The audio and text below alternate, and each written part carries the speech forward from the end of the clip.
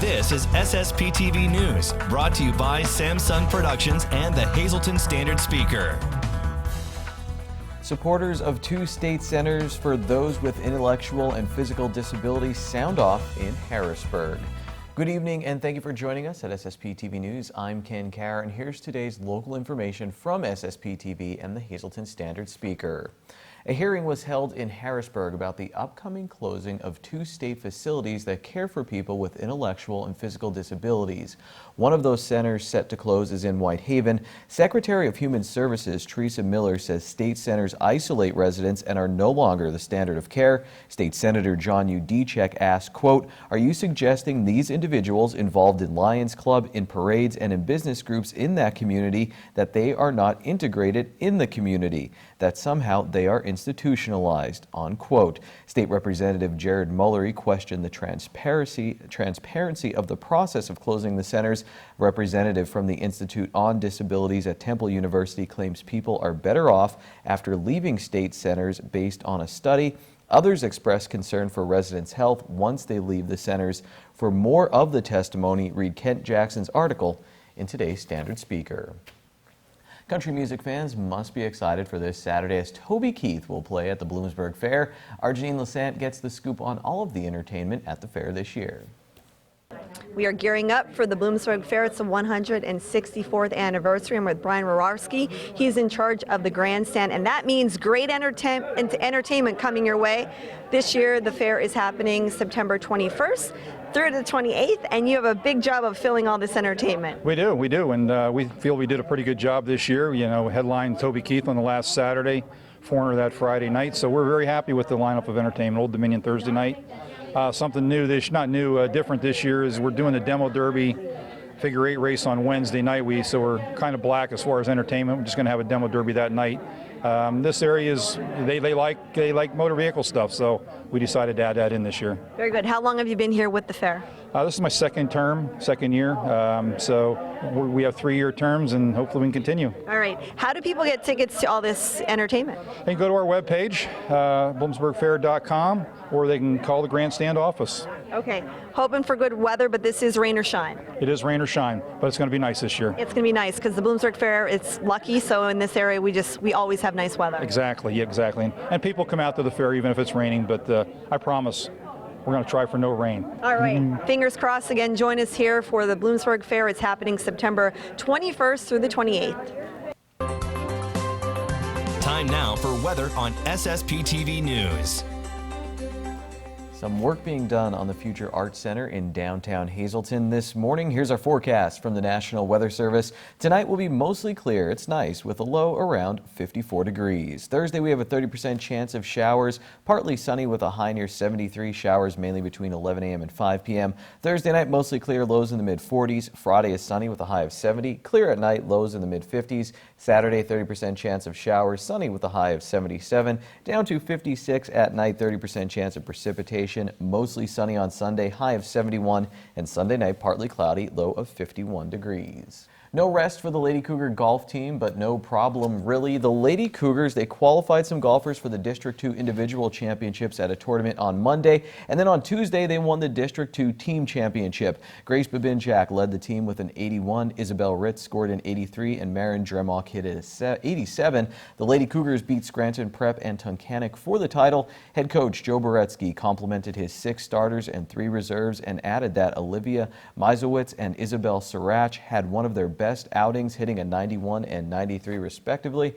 To make it to the state championships, Hazleton will play the District 4 champion now. Here's the rest of the SSPTV Standard Speaker scoreboard. Wilkes-Barre area beat Hazleton area in girls soccer. Tamaqua shut out Blue Mountain. MMI shut out Hanover area in boys soccer. Caden Peace knocked home a PK for MMI. MMI also beat Hanover area in girls volleyball. Panther Valley won over Marion in girls volleyball. Blue Mountain swept North Schuylkill. Tamaqua won in girls tennis, and then they lost in girls volleyball. The Cubs, they lost to the Pirates. They're now 5 games back of the Brewers for the last spot in the NL playoffs and for the NL wild card. Milwaukee's magic number is down to 1. Half of the high school football season is over, but there's still a lot of work to do on the field and in the mines. Here's our latest high school football Coal Scale rankings.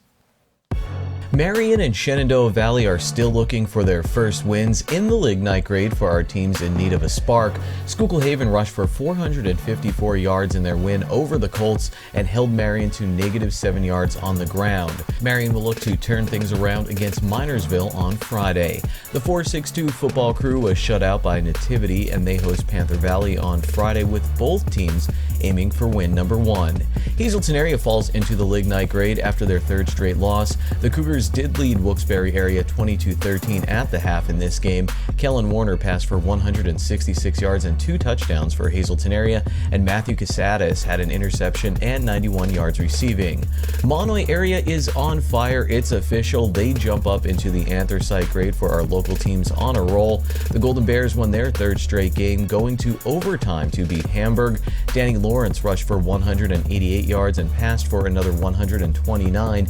Hayden Wall caught the game-winning touchdown and posted 129 yards receiving, with 2 receiving touchdowns and 1 on the ground. The Mono Area D stuffed Hamburg from the 2-yard line to seal the victory. How about this quote from North Schuylkill head coach Wally Hall? "We're in week 5 now, and once the weather gets cooler, I like to start to use the big backs." Well, Zach Chwanski had 162 rushing yards and 2 touchdowns for the Spartans. Tyler Elsden rushed for 109 yards, and Jaden Leiby had 91 and a touchdown, and North Schuylkill came back from 10 points down to beat Mount Carmel 29-17. Tamaqua once again tops the Coal Scale as they are now 5-0 this year. The Blue Raiders beat Blue Mountain in a Schuylkill League Division I game 49-14.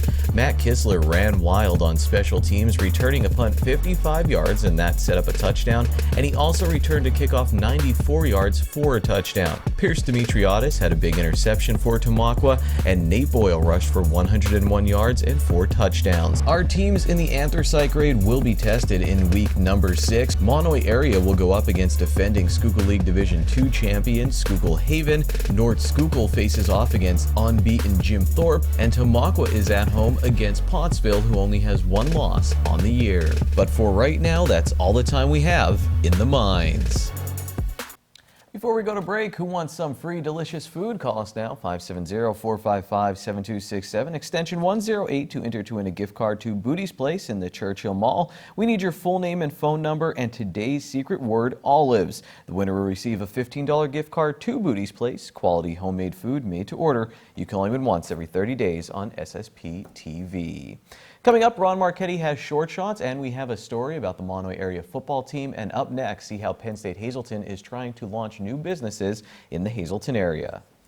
SSPTV News would like to send sincere condolences to the family and friends of these recently departed. Jean Louise Cauley Carrazza of Clarksburg, Maryland. Services will be private. Eric C. Dunnigan of McAdoo. Friends make off Friday from 6 to 9 p.m. at the Damiano Funeral Home. Richard A. Gurenza of Hazel Township. Mass will be Thursday at 11 a.m. at Good Shepherd Church. Friends may call Thursday from 9 to 11 a.m. at the church. The Firo Funeral Home is in charge of arrangements. Eleanor F. Labracchio of Hazelton. Mass will be Thursday at 10 a.m. at Most Precious Blood Church. Friends may call Thursday from 9 to 10 a.m. at the church. The Joseph B. Conahan Funeral Home is in charge of arrangements. And Russell P. Lauer of Drums. Services will be private under the Harmon Funeral Home in Drums. Today's social and obituary report is brought to you by Harmon Funeral Homes and Crematory. Call 570-788-0977 or go to harmonfuneral.com.